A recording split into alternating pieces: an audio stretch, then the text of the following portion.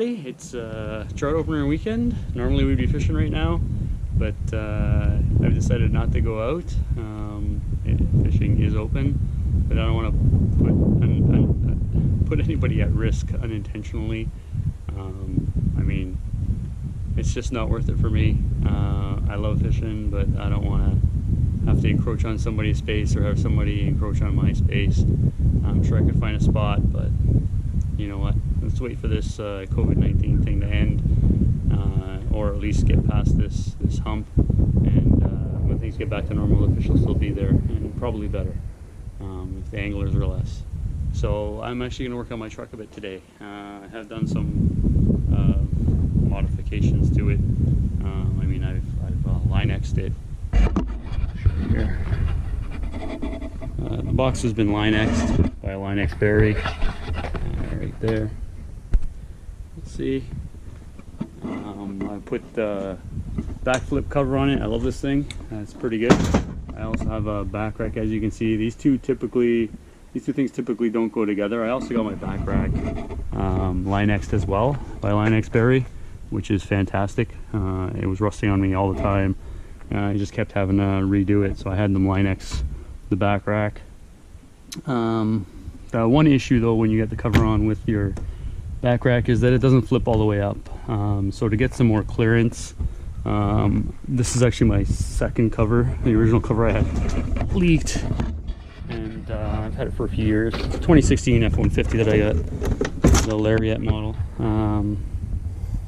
So these bars here actually get in the way of it going up even more.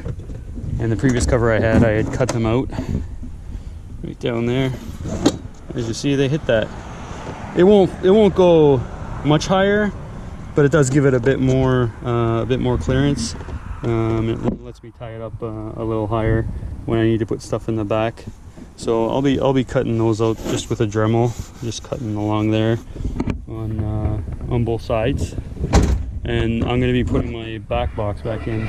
I had to move my son probably about a month ago and remove the back box and everything so we could fit the bed and all that stuff in here. So the back box is in the garage, and we'll be installing that, putting that back in, and if we got time today, maybe putting in new shocks. So we'll see if we get to it. So I'm going to just prep this, get the Dremel hooked up and stuff, and we'll go from there. So I'm just going to lift this up, and then with the marker mark where I need to cut.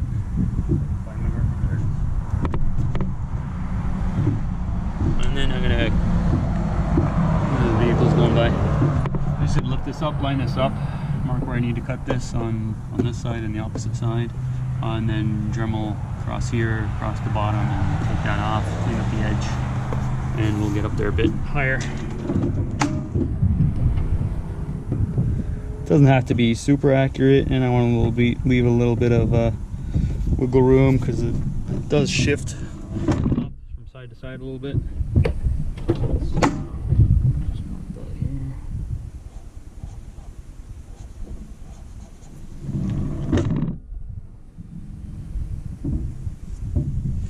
So mark that. And we'll just cut that off. So, there's a Dremel here. And I'll just go through, we'll cut that, and it's gonna get a little noisy, but we'll go remove that and remove that while trying not to cut the pull wire, which pulls the latches. Actually, you know what? I'm gonna pull this piece right off and then cut it without it being on there, otherwise that might be problematic. So it's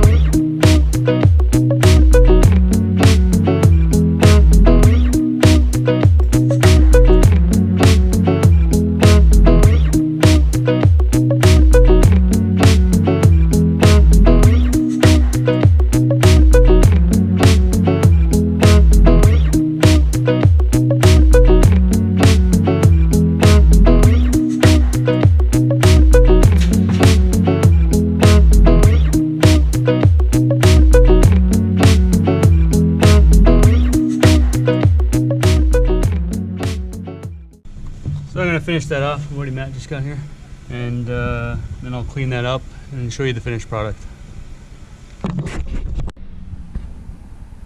Okay, so I got this piece cut. You see that? Yeah. And I'm just gonna screw that back down, and that'll be it for that piece.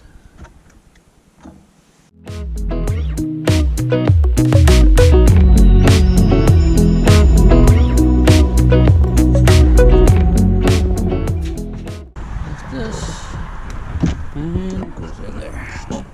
There we go. A bit of clearance. Put this up. Actually, like that.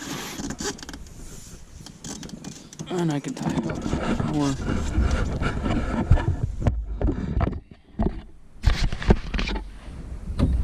Put these in there.